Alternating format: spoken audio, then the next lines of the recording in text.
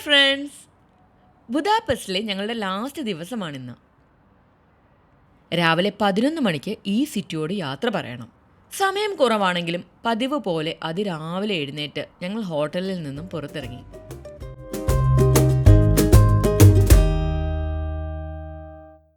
Hero square വഴിയാണ് ഞങ്ങൾ നടന്നത്.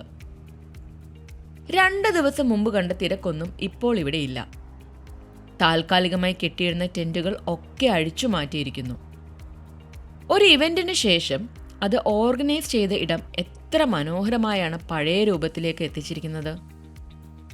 ചപ്പുചവറുകൾ വലിച്ചെറിയാതെ, നാശനഷ്ടങ്ങൾ ഉണ്ടാക്കാതെ, അതിലുപരിയായി അങ്ങനെ ഒരു ഇവന്റ് നടന്നതിൻ്റെ ഒരടയാളക്കുറിപ്പും ബാക്കി വയ്ക്കാതെ എല്ലാം പഴയ പടിയിലേക്ക് എത്തിച്ചിരിക്കുന്നു.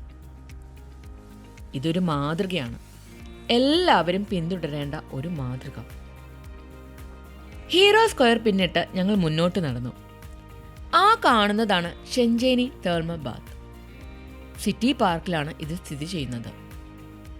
1913 തുറന്ന് പ്രവർത്തനം തുടങ്ങിയ ഈ സ്ഥാപനം ഹംഗറിയിലെ ഏറ്റവും പ്രശസ്തമായ തേർമൽ ബാത്ത് സ്പായാണ്.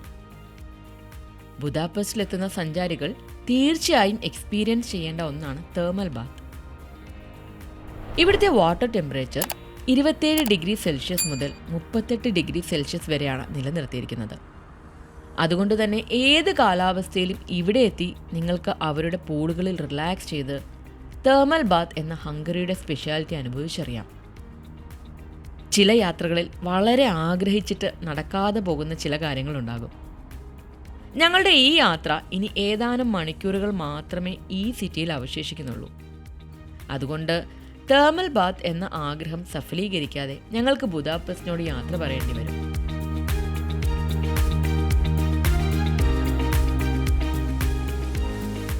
ഇന്ന് രാവിലെ വെളിയിലേക്ക് ഇറങ്ങിയതിൻ്റെ പ്രധാന ഉദ്ദേശം സിറ്റി പാർക്കിൽ സ്ഥിതി ചെയ്യുന്ന വൈദ്യഹുന്ദ് കാസിൽ സന്ദർശിക്കുക എന്നതായിരുന്നു.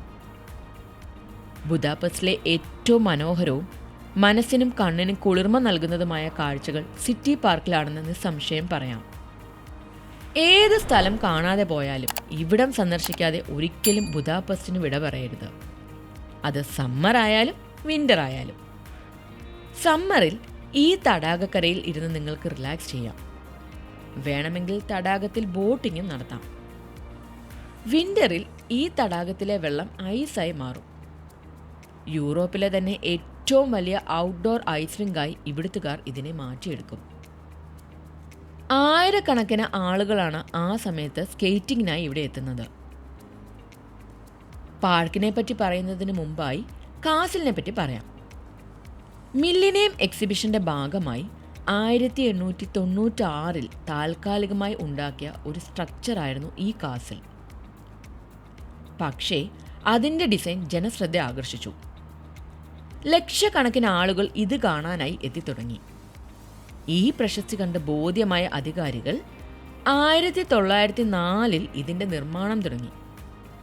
1908 പണി പൂർത്തിയായപ്പോൾ ബുദാപെസ്റ്റിലെ ഏറ്റവും മനോഹരമായ നിർമ്മിതികളിൽ ഒന്നായി അത് മാറി.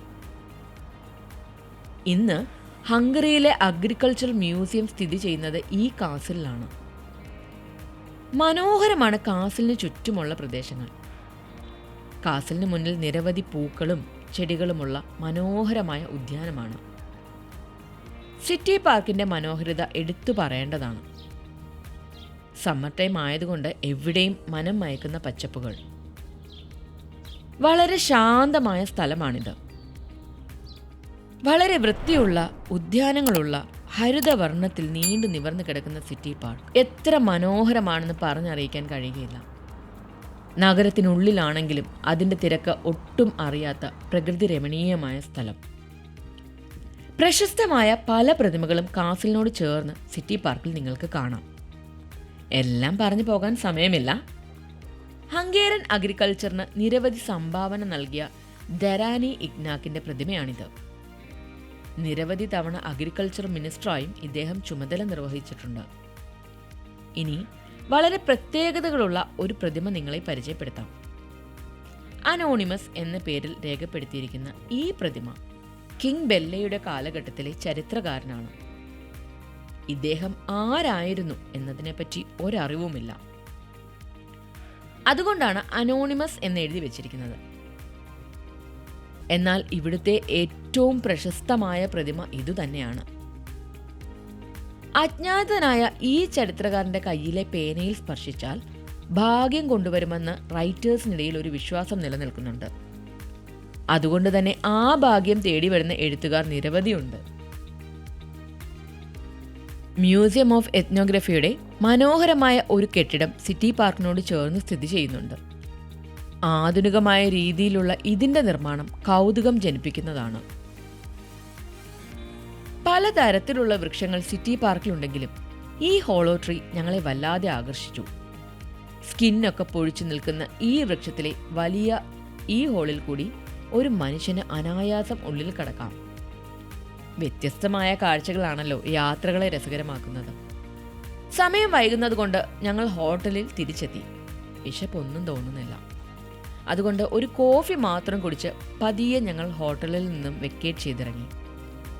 പെട്ടിയും ബാഗും ഒക്കെ തൂക്കി റെയിൽവേ സ്റ്റേഷനിലേക്കാണ് ഞങ്ങളുടെ യാത്ര. ബുദാപെസ്റ്റിലെ മറക്കാനാവാത്ത കാഴ്ചകൾക്ക് അങ്ങനെ വിരാമമിട്ട് അടുത്ത ലക്ഷ്യസ്ഥാനത്തിലേക്കുള്ള ഞങ്ങളുടെ യാത്ര.